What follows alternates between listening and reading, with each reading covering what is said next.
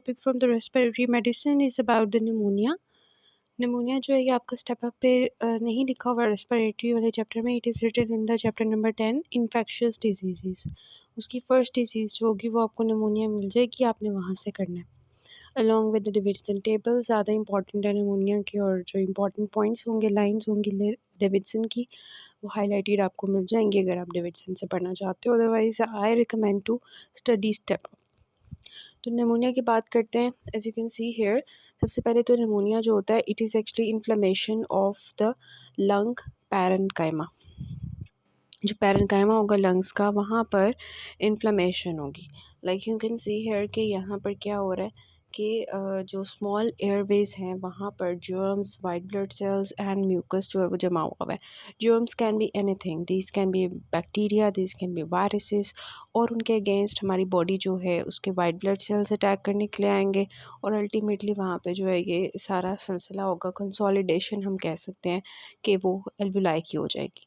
जब कंसोलिडेशन हो जाएगी तो जहाँ पे रेस्पिरेटरी एक्सचेंज हो रहा था, ऑक्सीजन जो है वो एल्वुलाई से पास होकर ब्लड में जा रही थी, और कार्बन डाइऑक्साइड जो है वो ब्लड से यहाँ पे एल्वुलाई में आ रही थी, गैशियस एक्सचेंज हो रहा था, वो डिस्टर्ब हो जाएगा, जिसकी वजह से प्रॉब्लम आएगी, पेशेंट को शॉर्टनेस ऑफ ब्रेथ होगी एंड ऑल दैट।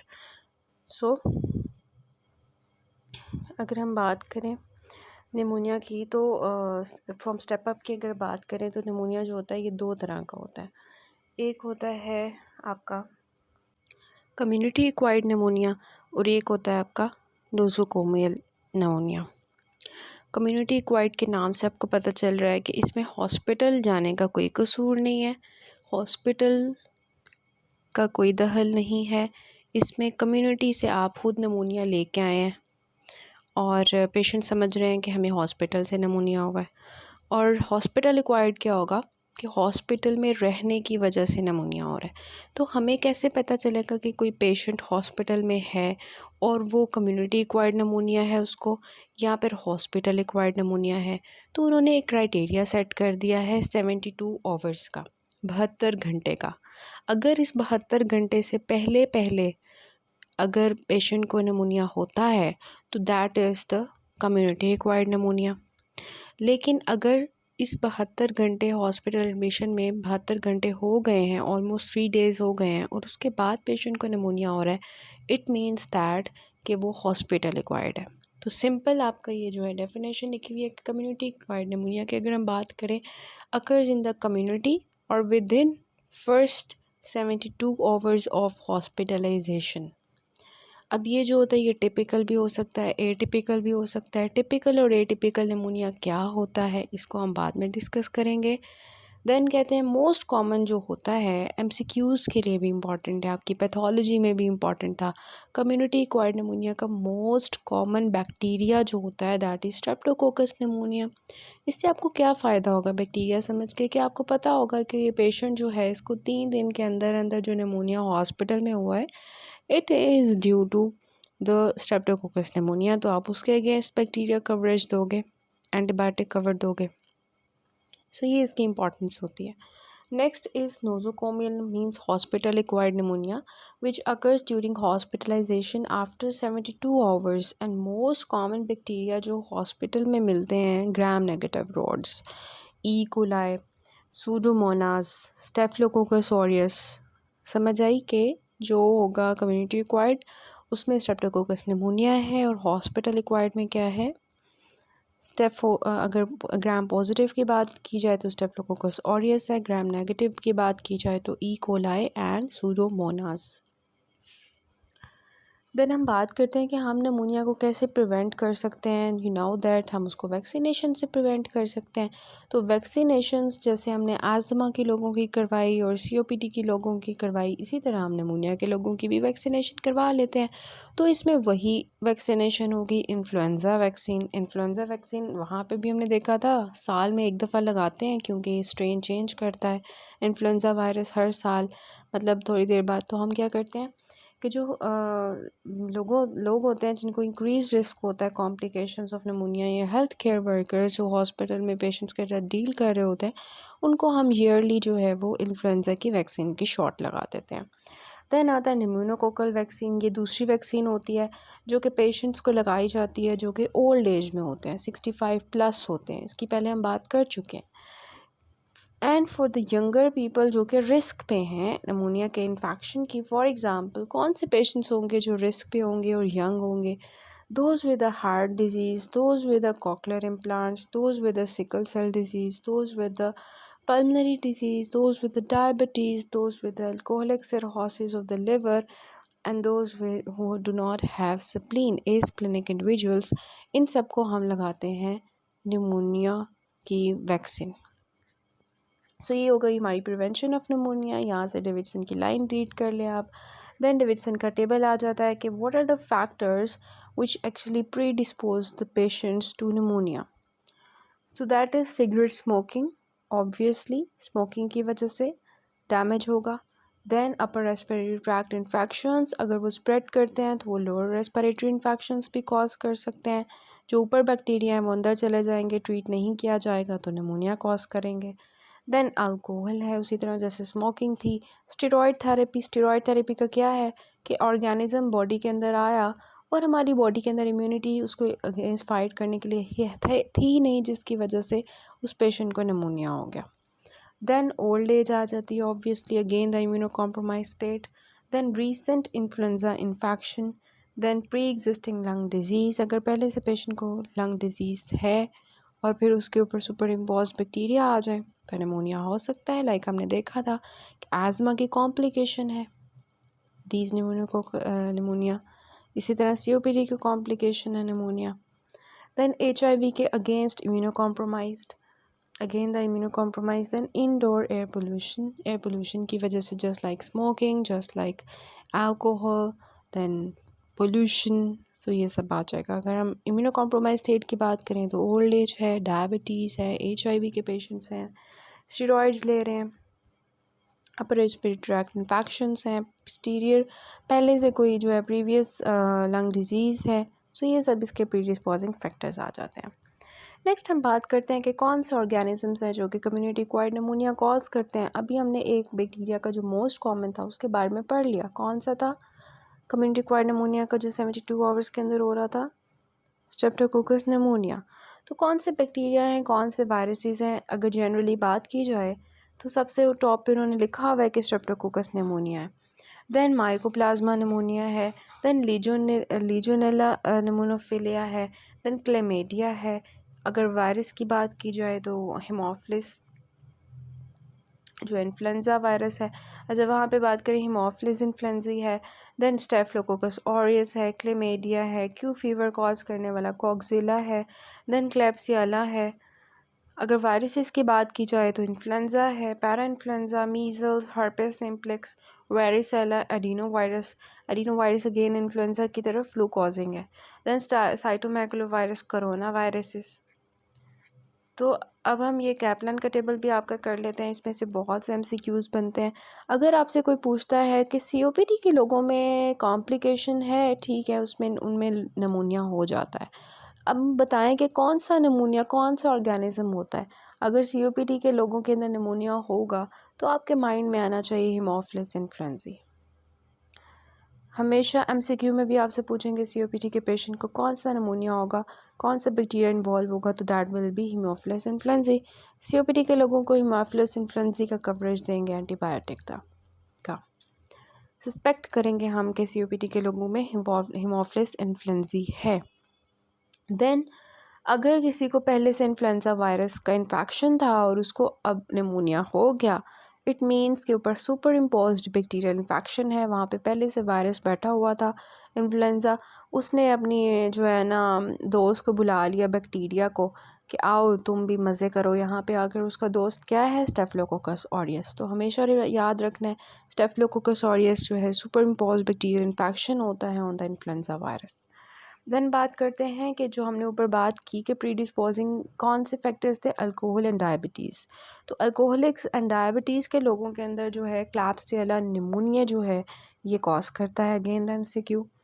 देन अगर आपसे पूछते हैं कि जिनकी जो है एस्पायरेशन हो जाती है या पुअर डेंटेशन होती है, उनके अंदर कौन से होते हैं एस्पायरेशन निमोनिया? एनारोब्स। देन अगर बात करें एनारोब्स, क्यों जीआईटी में एनारोब्स बैठे होते हैं ना, ऑक्सीजन जिनको नहीं चाहिए होती, वो फिर एस्पायर होकर जब लंग्स में जाएंगे तो वहाँ पे निमोनिया कॉज कर देंगे। देन जो यंग हेल्दी पेशेंट्स होते हैं उसमें आपने याद रखना है कि माइकोप्लाज्मा निमोनिया कॉज करता है। समझ आई कि अगर आपके पास कोई यंग हेल्दी पर्सन आ जाता है निमोनिया का तो you will consider the mycoplasma. Then अगर बात करें हॉर्सनेस है, अगर आपको पेशेंट के अंदर hoarseness of voice mean larynx की इन्वॉल्वमेंट फील हो रही है तो दैट इज़ क्लेमेडिया। देन अगर बात करें contaminated water sources, this is very much important, scenario based question आता है आपके पास यूक्यू की फॉर्म में कि contaminated water sources, air conditioning, ventilation systems, इसमें से जो है एक पानी की टंकी है वो सारा पानी इस्तेमाल करें, उन सबको निमोनिया हो गया तो दैट इज़ लेजिनेला। या एयर कंडीशनिंग सिस्टम है, कोई फॉर एग्ज़ाम्पल वेडिंग हॉल में शादी हो रही है और वहाँ पे सारा उन्होंने एयर कंडीशनिंग सिस्टम अरेंज किया हुआ है, सारे शादी हॉल के लोगों को निमोनिया हो जाएगा ऑलमोस्ट, तो क्या होगा, दैट विल बी लेजिनेला। देन अगर बात करें तो लेजिनेला का भी सिनेरियो आता है इसी पे और इसका भी आता है सिनेरियो जो है, हाँ लेजिनेला का आता है और ऊपर मैंने आपको बताया उसका। अच्छा नेक्स्ट आता है कि बर्ड्स के थ्रू, बर्ड्स आपको पता है कि जो जिनके घरों में परिंदे होते हैं, पैरट्स वगैरह होते हैं, उनसे जो निमोनिया होगा अगर बहुत अरसे से है और फिर इम्यूनिटी वीक है तो उनके अंदर जो निमोनिया होगा दैट विल बी क्लेमेडिया की दूसरी टाइप है सिटेशी, उससे होगा। Then animals at the time of giving birth, जो एनिमल हैंडलर्स होते हैं, फार्मर्स होते हैं जिन्होंने उनके साथ रहना होता है जानवरों के साथ, उनके अंदर जो निमोनिया होगा that will be of coxiella burnetii that causes Q fever. So ये आपको टेबल आना चाहिए फॉर यू MCQs, एक दो दफ़ा रीड करेंगे आपको याद हो जाएगा। देन हम बात करते हैं, हमने बात की कि टिपिकल निमोनिया होता है और एटिपिकल निमोनिया होता है, तो हमें पता चलना चाहिए ना सबसे पहले टिपिकल निमोनिया कौन सा होता है, कम्युनिटी एक्वायर्ड निमोनिया, और उसमें कौन से ऑर्गेनिजम्स इन्वॉल्व होते हैं, what are the differences in the chest x-ray of typical pneumonia and atypical pneumonia, what are the clinical features differences between the typical and atypical pneumonia. तो हम बात करते हैं सबसे पहले टिपिकल निमोनिया की, तो जो ऑर्गेनिजम्स जो है ऊपर हमने पढ़े हैं उसमें से कौन से ऑर्गेनिजम्स टिपिकल निमोनिया कॉज करते हैं, तो नंबर टॉप ऑर्गेनिज्म जो 60% होता है that is staphylococcus pneumonia. So staphylococcus pneumonia जो कि कम्युनिटी एक्वायर्ड निमोनिया का ओवरऑल जो इम्पॉर्टेंट कॉज है। Then haemophilus influenza 15%, haemophilus influenza हमने ऊपर पढ़ा कि COPD के लोगों में होता है जो वो हिमोफिलस इन्फ्लुएंजा होता है, तो 15% ये टिपिकल निमोनिया कॉज करता है, typical pneumonia. Then aerobic gram negative rods जो कि हमने बात की 6 to 10% केसेस में होता है, क्लैप्सियला है और इंटेरोबैक्टीरियेशिया है, मतलब जो ग्राम नेगेटिव ग्राम नेगेटिव हमने पढ़ा भी, ये हॉस्पिटल एक्वायर्ड निमोनिया में मोस्ट कॉमन कॉजेस है, ई कोलाई आ गया। और ये अब क्लैप्सियला का ऊपर हमने देखा कि क्लैप्सियला जो है ये किन लोगों के अंदर होता है, जो डायबिटिक्स होते हैं, अल्कोहलिक्स होते हैं। देन स्टेफ ऑरियस है जो कि आपका इन्फ्लुएंजा जो है, जिनको इन्फ्लुएंजा हुआ था वायरस का इन्फेक्शन उसके ऊपर सुपर इम्पोज कॉज करता है। So these are the typical pneumonia cases, जो स्ट्रेप्टोकोकस निमोनिया है, हिमोफिलस है, ग्राम नेगेटिव रॉड्स है, क्लैप्सियला एक्सेट्रा और स्टेफ ऑरियस है, these cause the typical pneumonia. अब टिपिकल निमोनिया होता क्या है, इसके क्या क्लिनिकल फीचर्स होते हैं, हमें कैसे पता चलेगा कि ये पेशेंट टिपिकल निमोनिया का है। तो ये कुछ सिम्टम्स होते हैं कि उसको बुखार हुआ होगा, एक्यूट ऑनसेट ऑफ फीवर होगा, ये नहीं कहेगा कि मुझे 1 महीने से बुखार है, मुझे 4 महीने से बुखार है, नहीं, acute onset of fever, high grade fever होगा। देन शेकिंग चिल्स, उसको जो है वो कपाहट हो रही होगी, वो जो सर्दी कांपता है बंदा उस तरह हो रहा होगा। Then cough productive of thick purulent sputum, खांसी करेगा और जो स्पूटम आएगा वो जो है वो बहुत ज़्यादा, मतलब कह सकते हैं पुरेलेंट होगा, पस से भरा हुआ होगा।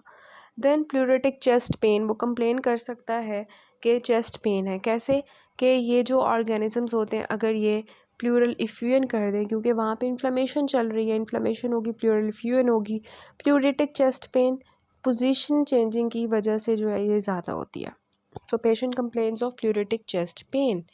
देन डिस्निया ऑब्वियसली निमोनिया है, हमने बात की, शॉर्टनेस ऑफ ब्रेथ, होगी। So these are the symptoms which patient complains कि बुखार है, सर्दी लगती है, बहुत खांसी है और रेशा आता है गले से, चेस्ट पेन भी होती है अगर उसको प्लूरल एफ्यूजन है, शॉर्टनेस ऑफ ब्रेथ है। So these are the symptoms for typical pneumonia.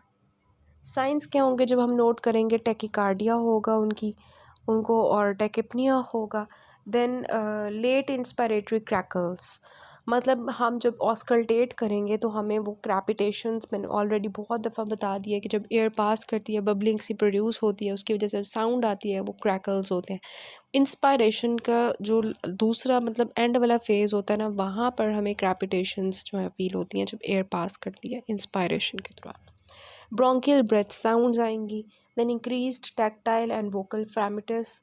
Vocal fremitus आपको पता होगा कि हम पेशेंट्स के ऊपर जो है वो हाथ रखते हैं, अपना बॉर्डर रखते हैं और फिर पेशेंट को कहते हैं कि आप बोले कुछ ऐसा वर्ड लाइक 3 3 3 या 1 1 1, फिर हमने वो उससे फील करना होता है उसका जो है वोकल फ्रैमिटस, तो वो जो है क्या हुआ होगा, इंक्रीज़ हुआ होगा। निमोनिया है ना, अंदर फ्लूइड है, फ्लूइड की वजह से वोकल फ्रैमिटस ज़्यादा हो जाता है, आवाज़ ज़्यादा आती है। सो ये आपको पता होगा, इस तरह से हम दोनों बायलेटरली रखते हैं, यहाँ पे तो उसने यूनिलेटरली रखा हुआ है हाथ, और 6 हम डिफरेंट साइड्स पे जो ऊपर नीचे मतलब सारा हम जो है करते हैं, आगे पीछे सारा, तो vocal fremitus will be increase in this case. अगर प्लूरल फेन होगी, अच्छा डलनेस ऑन परकशन, हमने पहले भी बात की थी कि जैसे जैसे फॉर एग्ज़ाम्पल हमने देखा था ऑब्स्ट्रक्टिव लंग डिजीज़ में, उसमें हमने कहा था एयर ट्रैप हो गई थी, एयर ट्रैप हुई थी, तो हवा ज़्यादा होने की वजह से जब हम परकस करते हैं तो आवाज़ ज़्यादा आती है, नॉर्मली रेजोनेंट साउंड होती है, लेकिन अगर नीचे फ्लूइड बैठा हुआ है तो ऑब्वियसली जब आप परकस करोगे तो फ्लूइड की वजह से वो साउंड डल हो जाएगी, तो डल परकशन होगी। तो अगर आप बताएं कि निमोनिया की जब आप करेंगे वहाँ पे वोकल फ्रैमिटस चेक करेंगे तो वो आपको ज़्यादा मिलेगा, आप उसकी ऑस्कल्टेशन करोगे तो आपको क्रैपिटेशंस, इंस्पायरेटरी क्रैकल्स या क्रैपिटेशंस जो है वो सुनाई देंगी। अगर आप उसकी जो है वो परकशन करते हो तो वो डल हुई होगी। नेक्स्ट इज़ के प्लूरल फ्रिक्शन रब associated with the pleural effusion, ये फ्रिक्शन रब होता है, ये भी जो है वो आप जो है वो एक एज अ साइन नोट करते हो। जन आप करवाते हो चेस्ट एक्सरे, टिपिकल निमोनिया का जो चेस्ट एक्सरे होता है उसमें आपको कंसोलिडेशन मिलती है। लोबार मीन्स के एक लोब के अंदर, यू नो दैट लंग्स जो है वो डिवाइडेड होते हैं लोब्स के अंदर, तो लोबार जो है कंसोलिडेशन मिलेगी आपको। देन मल्टी लोबुलर भी मिल सकती है कंसोलिडेशन, या तो एक लोब में होगी या मल्टी लोब्स में होगी, इंडिकेट्स वेरी सीरियस इलनेस अगर बहुत ज़्यादा लोब्स में मिल रही है, लाइक दिस वन। अब आप जो है इसका दोनों साइड से चेस्ट एक्सरे लेते हो, एंटीरो पोस्टीरियर भी लेते हो, लाइक ये जो फर्स्ट फिगर ए वाली है यहाँ पे एंटीरो पोस्टीरियर आप ले रहे हो चेस्ट एक्सरे, और जो आपकी दूसरी है दैट इज़ एक्चुअली कि आप इसको जो है वो एक पीए व्यू है, एक लैटरल साइड व्यू है। तो यहाँ पे ये देखें, ये वाला जो है दिस इज़ कंसोलिडेशन एरिया जो आपको नज़र आ रहा है। So this is actually typical pneumonia का जो चेस्ट एक्सरे होता है, आपको उसके क्लिनिकल फीचर से पता चल जाएगा और आपको उसकी चेस्ट एक्सरे से पता चल जाएगा कि ये पेशेंट निमोनिया टिपिकल निमोनिया का केस है। और ये भी होता है कि टिपिकल निमोनिया जो कल्चर वगैरह स्टेनिंग वगैरह करते हैं तो उस पर ग्रो कर जाता है। एटिपिकल का डिफरेंस आपको तब समझ आएगा जब आप एटिपिकल निमोनिया के बारे में थोड़ा पढ़ेंगे। देखें, atypical pneumonia refers to organisms not visible on gram stain and not culturable on standard blood agar. वही जो स्टेन था जो हम टिपिकल निमोनिया के लिए यूज़ कर रहे थे, वही जो कल्चर हम उसमें करवा रहे थे, वहाँ पर तो चलो वो कल्चर पे ग्रो कर गया था और उसने स्टेनिंग भी ले ली थी टिपिकल ऑर्गेनिजम्स ने, टिपिकल निमोनिया में जो ऑर्गेनिजम्स थे। यहाँ पे जो ऑर्गेनिजम्स होंगे वो बहुत ढीठ किस्म के हैं, वो तो ग्रो ही नहीं करते, ना कल्चर पे ना स्टेनिंग करते हैं। सो इसमें कौन से वो ऑर्गेनिज़म्स हैं, वो वाले जो ऑर्गेनिज़म जो यंग हेल्दी लोगों के अंदर ऑर्गेनिज़म था, mycoplasma pneumonia most common cause, वो आपका जो है ना आता है एटिपिकल का मोस्ट कॉमन कॉज। तो most common cause of atypical pneumonia is mycoplasma, remember this. Then chlamydia है, क्लेमेडिया दोनों टाइप्स के, स्टेशी वाला जो बर्ड्स में करवा रहा था, और अगर हम बात करें कॉक्सिला बर्नाटाई जो एनिमल्स के साथ एक्सपोयर वालों के अंदर हो रहा था। देन लेजोनेला है, लेजोनेला जो रेफ्रिजरेट ये जो एयर कंडीशनर्स हैं और वाटर टैंक्स हैं उनके उनसे जो हो रहा था, ये सारे एटिपिकल ऑर्गेनिजम्स हैं। देन वायरसेस में भी जो कुछ एटिपिकल आ जाते हैं, इन्फ्लुएंजा है, जितने भी वायरसेस हैं, इन्फ्लुएंजा है, एडिनो है, पैरा इन्फ्लुएंजा और रेस्पिरेटरी सिंस्टियल वायरस है, ये सारे जो एटिपिकल निमोनिया कॉज करते हैं। एटिपिकल निमोनिया के क्लिनिकल फीचर्स देखें अब आप, सिम्टम्स इसके, तो मैं आपको नेक्स्ट पार्ट से बताती हूँ।